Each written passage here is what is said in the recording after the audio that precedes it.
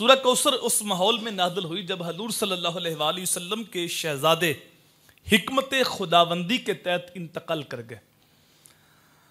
तो हजूर सल्लल्लाहु अलैहि वसल्लम जब गुजरे तो कुफार ने वो मौका भी हाथ से ना जाने दिया और हजूर की मुखालफत में ज़बान दराजी करते हुए कहा कि माज़अल्लाह मोहम्मद अबतर हो गया।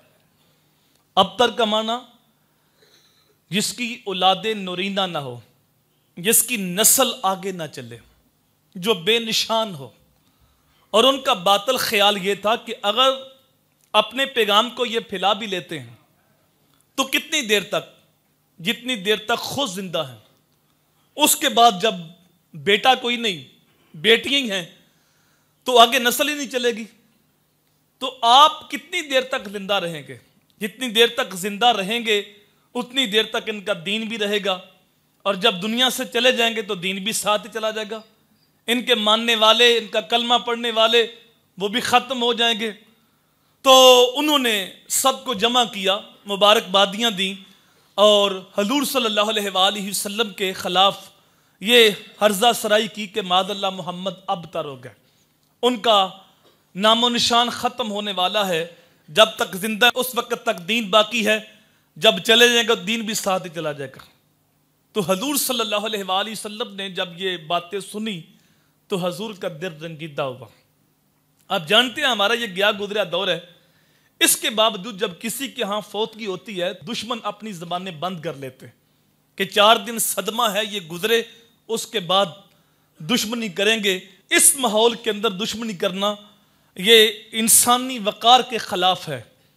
पक्के दुश्मन भी अपनी ज़बानें बंद कर लेते हैं, लेकिन वो कितने जलील लोग थे और कितने सख्त दुश्मन थे। अपनी ज़बानें बंद करने की बजाय, हजूर के दिल की डार्स बंधाने की बजाय दुखों में मज़ीद अजाफा किया। हजूर सल्लल्लाहु अलैहि वसल्लम ने सहाबा कराम के अंदर अपना सर नीचे झुकाया और हजूर के चेहरे पे नागवारी के आसार थे।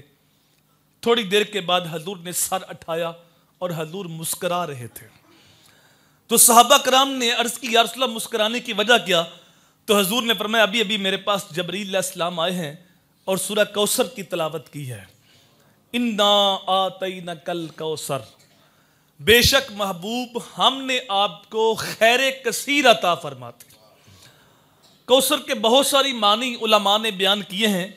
एक माना औलाद कसीर है।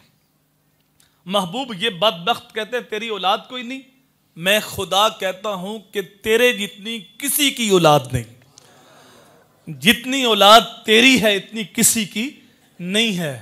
महबूब ये बदबख्त अबतर है, लेकिन तेरी औलाद इतनी है कि जब तक दुनिया रहेगी तेरी नस्बी औलाद भी रहेगी, तेरी रूहानी औलाद भी रहेगी।